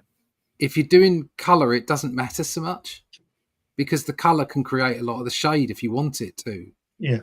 That doesn't mean you shouldn't be drawing properly because you're drawing color, of course not. But you can allow the color to do its job. Whereas when you're drawing black and white, you can't really do that. Right. But these were probably made for color, to be perfectly honest. But they still work so beautifully well in black and white. Yep. They absolutely knew this was going to go in color. Yeah. We said that before, that it still has to work in black and white. Oh, it still has to work. Oh, God, yeah. I mean, you can. I don't think for 1 minute that John Buscema was sitting there going, "Oh, the color will fill in my shadow." No, he wasn't thinking that. He was drawing the page. He was making sure that it worked. And when he cheated with the shadows, it was because it was cool, and because that made the image work better. It wasn't because he was thinking, "Oh, I can fill in the colorist can fill me in there." That wasn't what he was thinking, so I'm sure of it. It's like that. I told you the other week, that Beatles song that, She Loves You, and they go, yeah, yeah, yeah, yeah. And George Martin said, you can't end on that chord. And John Lennon said, why not? It sounds good. Yeah. It doesn't matter that he doesn't do a shadow there, because it's not spoiling anything. No, exactly. It's like, it's a comic book. It's cheating all the time. You're constantly cheating. It's the whole point of a comic book is it's a cheat. It's not reality. And so you're not looking to illustrate, you're looking to tell a story. Two different things. Entertain. Yes. If there was ever a cover that made me go bang my head on the wall, it's that one. It's just so good, isn't it? Look at it. It's like, oh, forget it. More floating heads, by the way. Time light floating heads. Yeah, it's great. Again, they had, the shadow they had on floating heads in the corner all the time. Period. Yeah. Has he got a jacket on, or is he got hairy arms? He's got a furry coat costume on the top. Yeah. Okay. It's actually an albino bull ape that he took and skinned and then wore as a shirt. Yeah, as you do. Yeah. So it's like that guy on that terrible science fiction film with Kirk Douglas in it, and Farrah Fawcett, when that guy puts that guy's head on top of the robot. Oh, Saturn 3? Saturn 3. Yeah, have you seen that? Saturn 3. Oh, Farrah Fawcett, I love you. Yeah, that's a deep dig. That's what everybody remembers that movie for. Wasn't Farrah Fawcett nude in that film? Yes. Close. They cut. Have you seen the deleted scene where she comes in with the gear on and he says, "What'll I do with this baton?" Oh, sorry, wrong movie. Wrong movie. The Monarch and the Man Ape. Look at that. Look, there you go. Straight away, it's like he's actually done the lighting there on the Panther. Black Panther because of the fire. Yeah. But there's no lighting on anyone else. No, he's got there's a little bit here on the. Yeah, no, but I mean, there's no serious lighting. Oh no, it's not an illustration. Yeah, it's just a little hint of lighting here and there, and then he's gone full on Panther. It's because Panther's close to the fire. Yeah, exactly. I like the way Artie Simex done the lettering going over the edge of the cliff. Yes. That, and he knew the colorist was going to color the character blue. Yeah, but you say that, but it works really well. The thing is you can't. So, for instance, there's still a fire somewhere in the next panel, but they can't use the light source for it. No, you can't, because it's just too much. You can't chase things around like that. It's not an illustration. Right. It's a story, and that's what I find fascinating about so much of this work. Also had a day where he didn't out, want to draw feet as well. Also brings out the heat. Yeah, you get that light working, and to counter that, Hawkeye here is freezing his ass off. Again, story. It's not story first. Yeah. It's not good though that he's burning his arrows. Why didn't the knight burn his cloak? Do you know what I mean? Why didn't the Vision use some heat ray or something?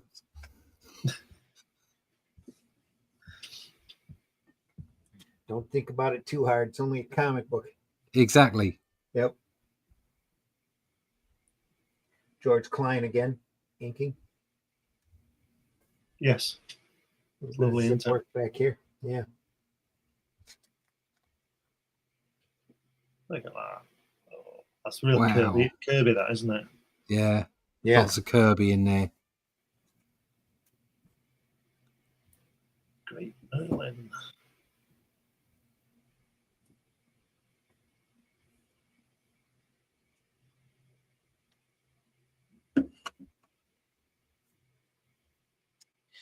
Man Ape, that's the M'Baku character that was in Black Panther.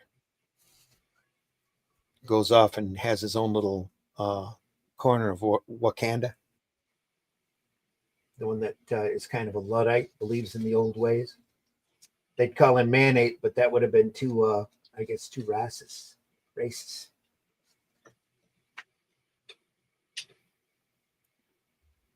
is where that character came from. More zip work back here. Beautifully done. Look at that. Love it. Saw that cross-hatching. Where are we looking? Center panel. Here? Yeah. Yeah.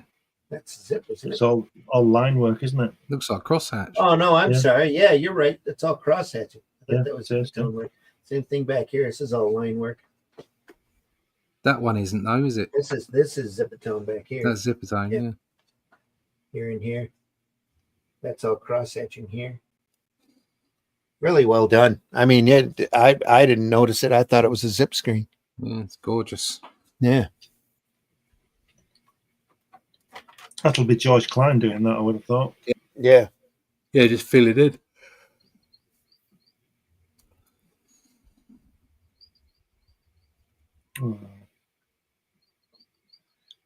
That panel on the second page, the third panel where the guy's holding that rod thing. Look at that arm. Look at the line work on that arm. That one, yeah. Look at that. How good is that? It's so clear, isn't it? Yeah. Yep. It's fantastic. And not overly detailed. No. Or overly shaded. It's just there. It just works. Yep. Here too. Yeah. Lower part of the leg to give it some shape. Thicker line. Same here. Just a whoop. Just a quick swipe on the brush there too. Probably without even thinking. Whoop, whoop. Yeah. Because he's in a hurry. Yeah.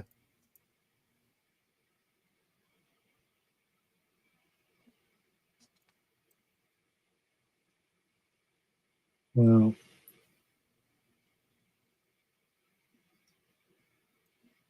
Mbaku.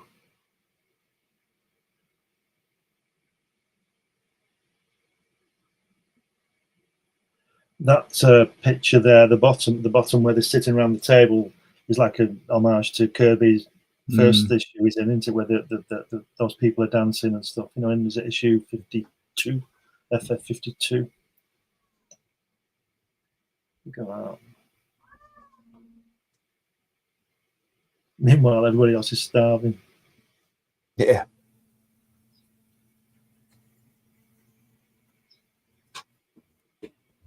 Not really good. There's some Baku guys. He's a bit. I think he'd know, wouldn't he? It's you who forbade such regalia, Panther, not M'Baku, not he who is called the man-ape. Except for the movie. Oh, was that Ben Grimm at the top? Little stone idol working there. Wow.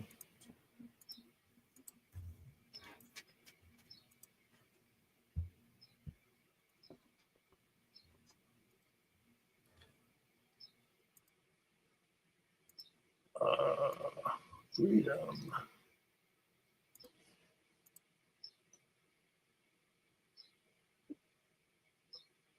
You get the man-ape. Freedom. You dare speak of freedom? You who have sold yourself to our white-skinned enemies? Yeah.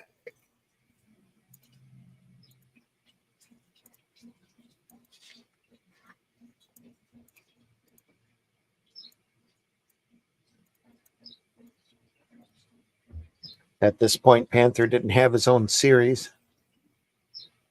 Wow. So they, gave him a storyline. Testing it out, you see. Yeah.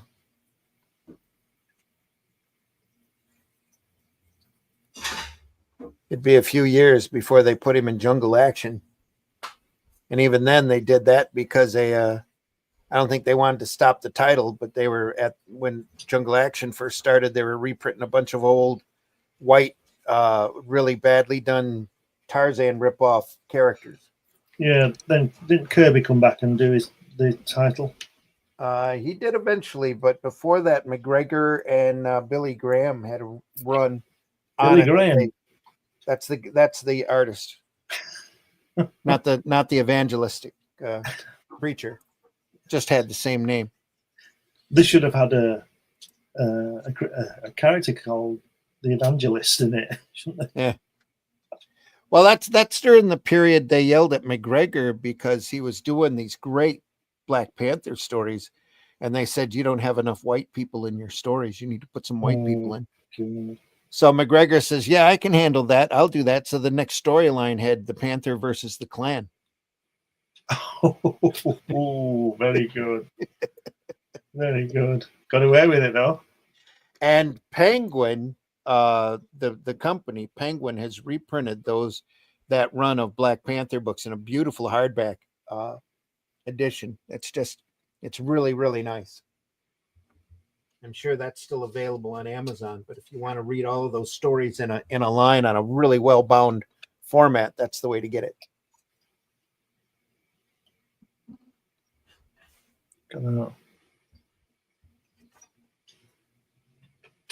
Again, feathering here, running thin to thick to solid. Just beautiful work here. This is cross-hatching back here again, too. Yeah. Fantastic. Huh. Taking the time. We're getting late now. Yeah. Yep. We'll stop it here. We're on page 14 already. There's only a couple more pages to go. Some great one-on-one fighting here. Some more Just fantastic feathering. Look at that.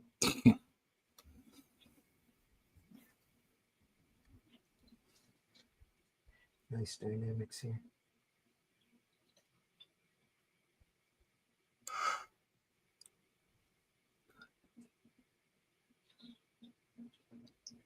Victory! Strikes the base of the statue with his full infidel power. How long before it falls forward, crushes me to a pulp?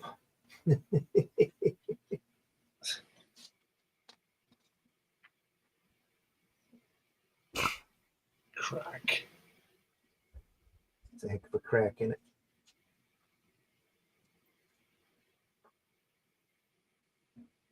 Oops. Towards me. Not squashed. Yeah, he'll come back. And so, faced with a world more complex, more subtle, he could only battle on until the end. Yeah, he'll be back. He's got a whole movie career ahead of him. There we go. Folks, we've been looking through the essentials, Marvel Essential, Avengers Volume 3. Great artwork of John Buscema. Really glad you've been here. Tank Ferret in the house. Good morning, all. Good morning, Tank Ferret. How you doing, man? Like, share, absolutely. Please hit that like button up there. Well, I got to go. Good stream. Good luck with everything. Martha's, hit that like button on your way out. If you haven't subscribed to whatever platform you're watching on, hit that subscribe button too. Any type of engagement you have with this program just goes to help our algorithm and get out and under more noses. Wakanda forever and whatnot. Absolutely. PBR says, was going to ask you fine fellas were open to the idea if I sent you my copy of the Ethernaut, would you like to cover it with a promise of sending it back? You don't have to do that, PBR. I'm going to end up buying that book anyway. So once I do, we'll take a look at it for sure. I think Fantagraphics is reprinting the entire run on that, despite the lackluster attention that the Netflix series has gotten. What's the other channel name? We are archived over at Comic Book Black Belt YouTube channel, the Randy Zim, that's Zim with 2 M's, YouTube channel, and the Indie Comics Network, ICN, Indie Comics Network. That also holds a lot of other programs. Says, I want to subscribe. Just hit that subscription button. Being on YouTube, it's free. You don't have to pay us nothing. We're not monetized for this. So we do this because we love it. We're inspired by this artwork. There's the best of the best in sequential art. We learn from it. We're inspired by it, and we hope you are too. You know, there's so much great sequential art, comic book material out there that's been going on for 70 years or so now. Almost, I think the comic book just had its 100th anniversary, but the early works were really primitive and basically comic strips just hobbled together.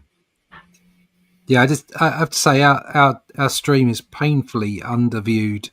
Not because anyone should listen to our inane ramblings, although Ben and Randy do know a huge amount about the comic book industry, but simply just looking at the imagery that we put up here, we're putting up classic stuff. More people Very should classic. see it. Yeah, absolutely.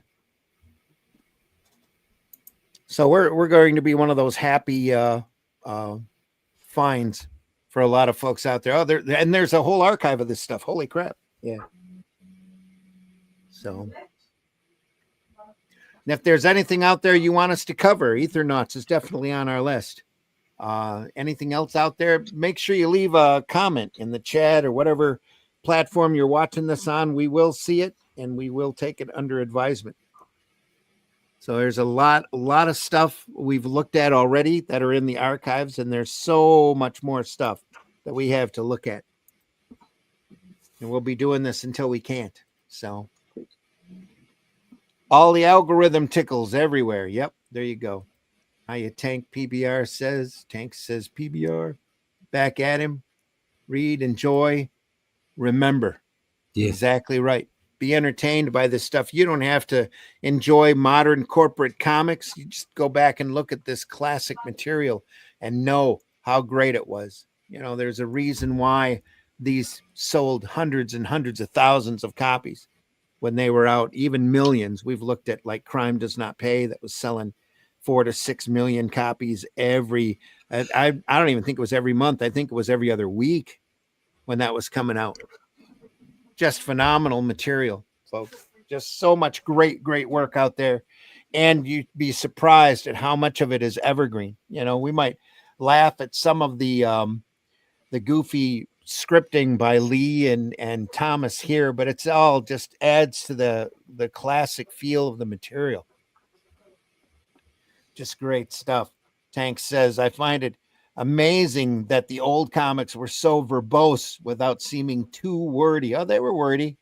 You'd get, you know, long ramblings every once in a while, but a lot of that is part of the fantasy, you know, the verboseness of it, the overacting. It's almost like a Shakespearean stage, you know, on a lot of this stuff. It's just adds to the quality of the work.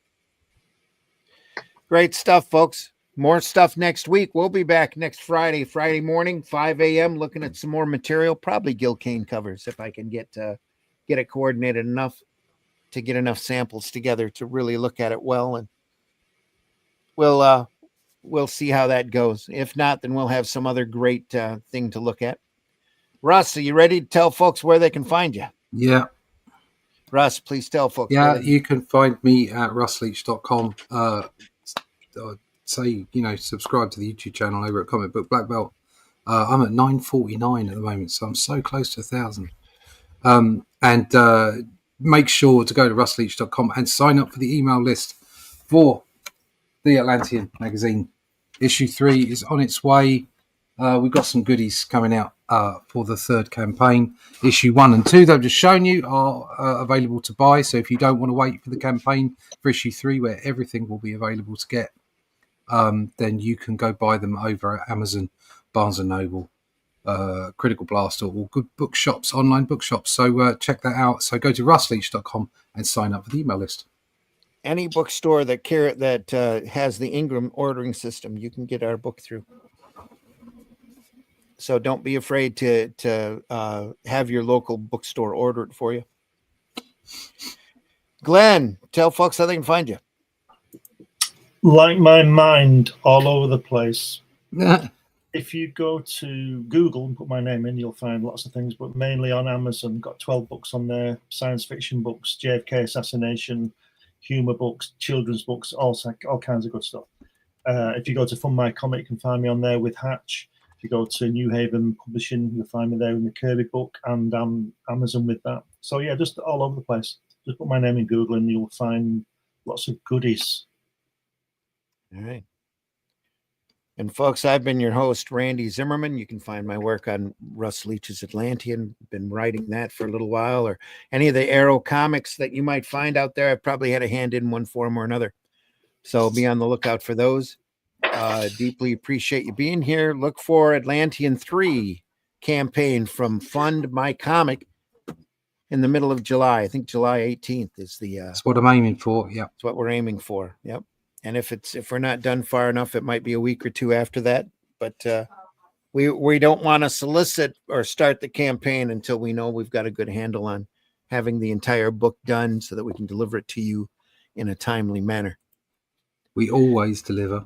If you get a chance and you need something to read, go over to Fund My Comic. Take a look at all the different projects that are over there. There's a wide variety of stuff just waiting to be discovered. Fundmycomic.com. Go over there, or take a couple hours out and go visit your local retailer and look at those boxes that not a whole lot of people look at. Maybe they're sitting on the floor on the bottom shelf or their black and white magazines, you'd be amazed at the great gems that you're going to find there at your retailer. And he'll be very happy to sell them to you too, just to help him keep his lights on, because Lord knows the modern comics probably aren't doing it.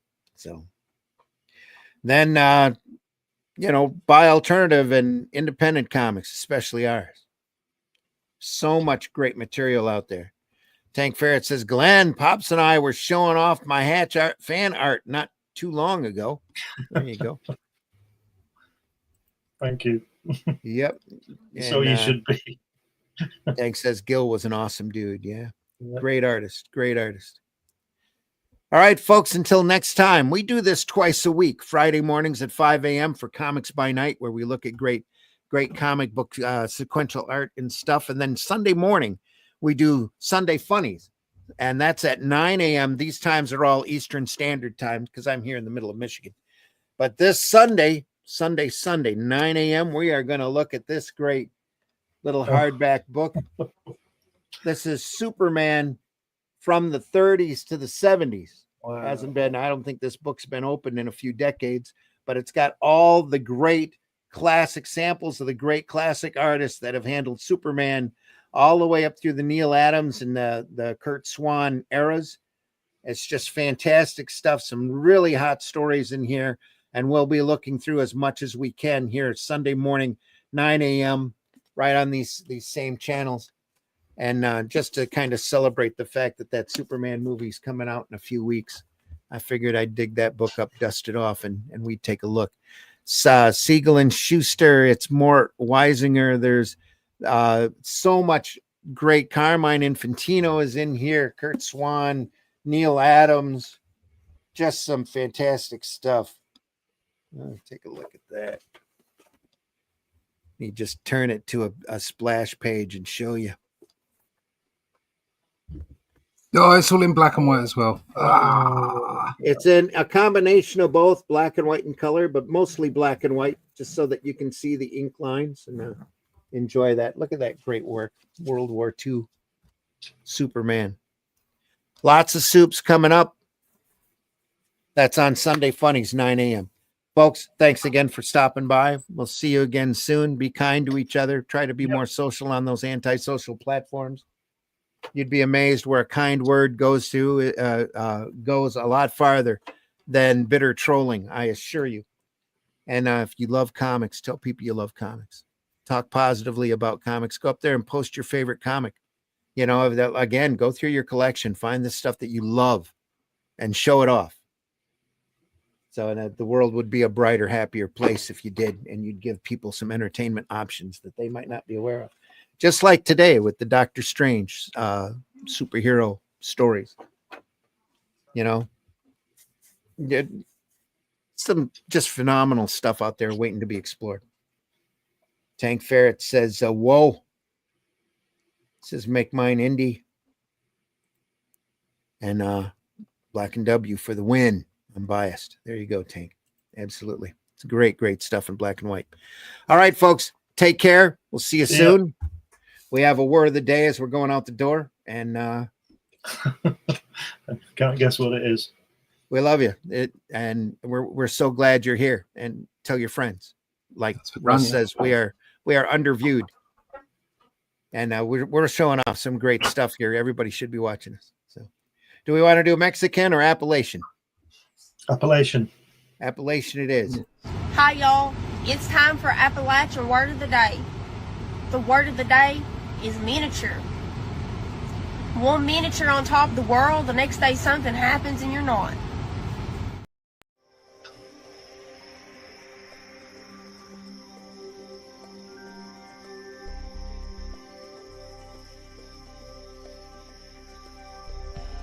What was that? This is not a charade. We need total concentration. Now, once again, this time, with you. Some men just want to watch the world burn. Can't nobody tell me nothing. How dare you? Get off my lawn.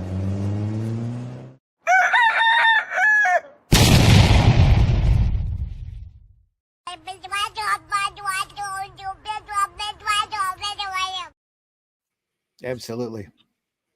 There it is.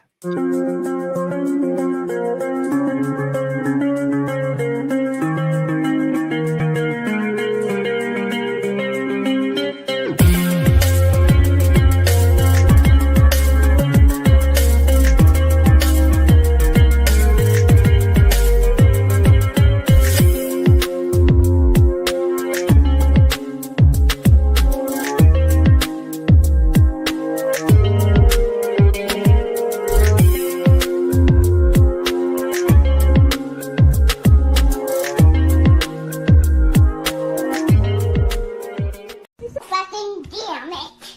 Oh, fucking damn it! Oh, fucking damn it! Taste the biscuit. Taste the goodness of the biscuit.